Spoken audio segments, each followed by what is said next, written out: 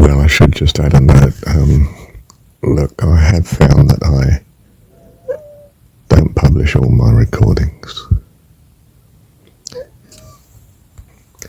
Every so often I listen to a recording and I think, for some reason or other, I'm going to hold this one back.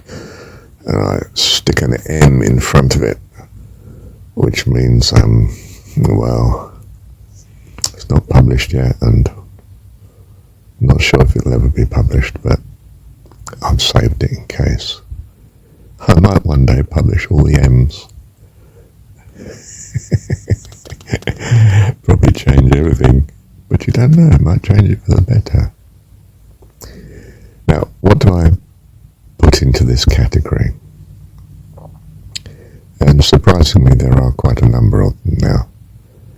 I mean, if I was saying in percentage terms, I would guess at, let's think, well, it might be 1 in 20. That's quite high, that's 5%.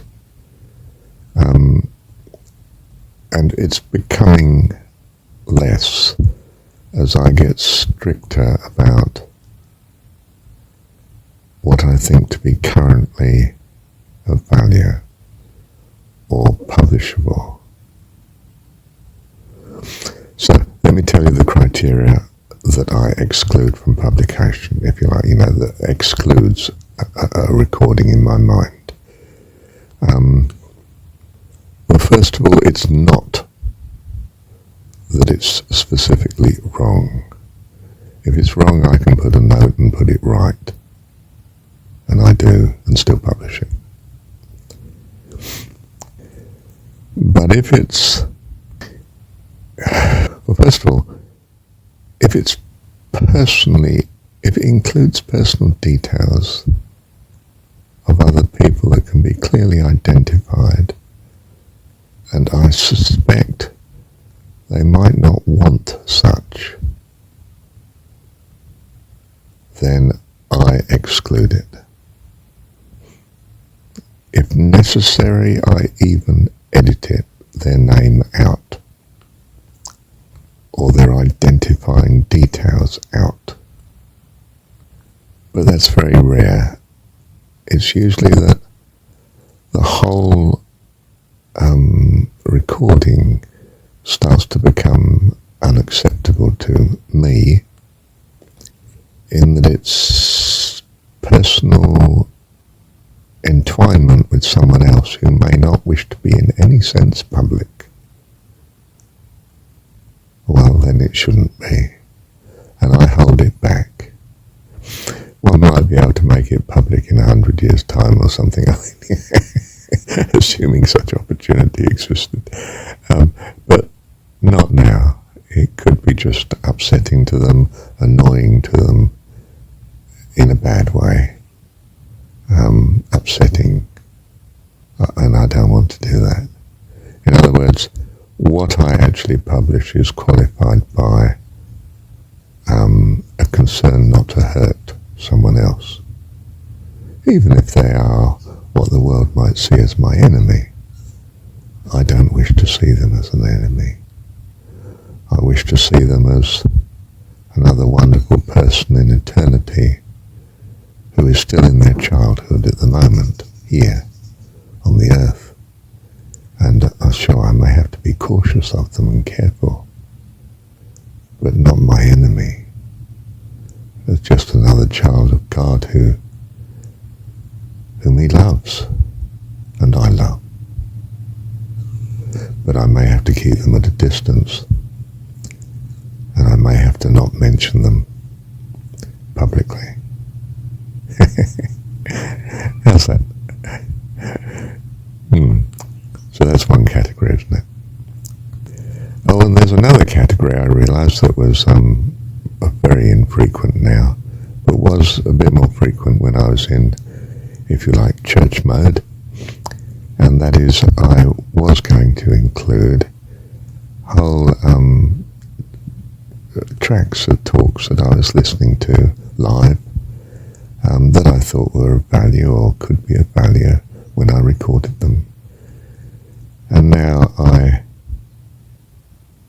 well, shudder at the content of some of them, really. I find them sounds so repellent, there is no way I would present it to you to listen to as well.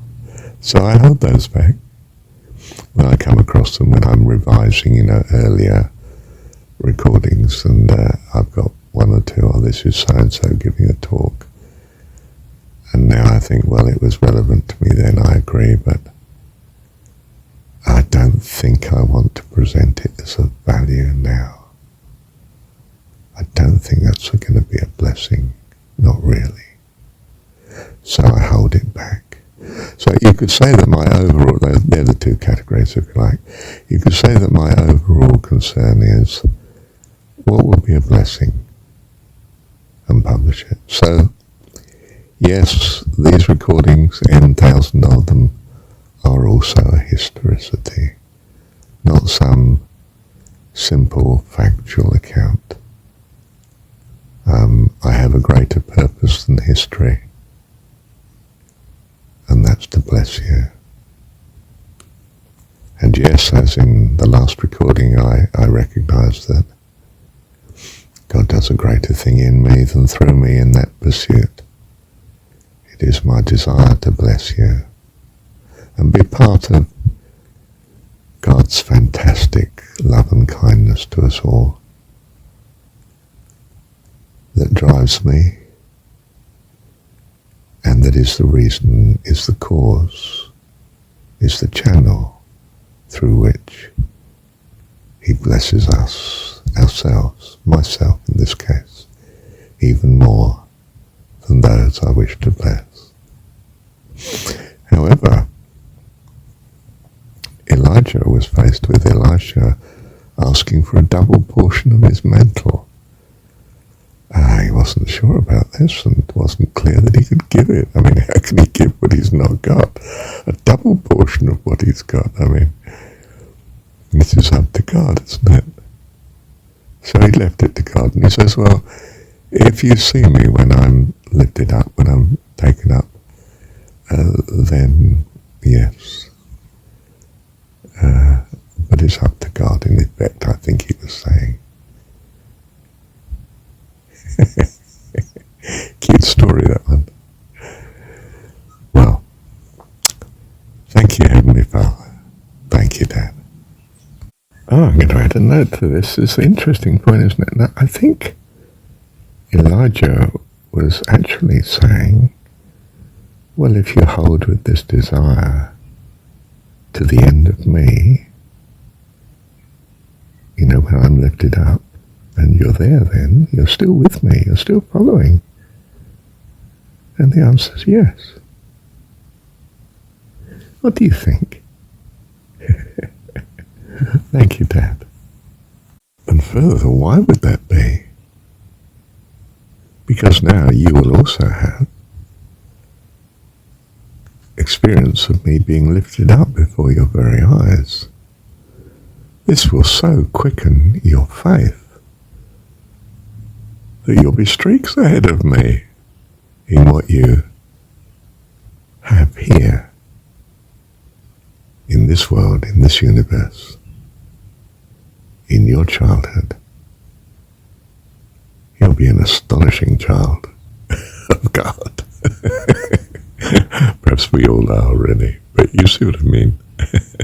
Thank you, Dad.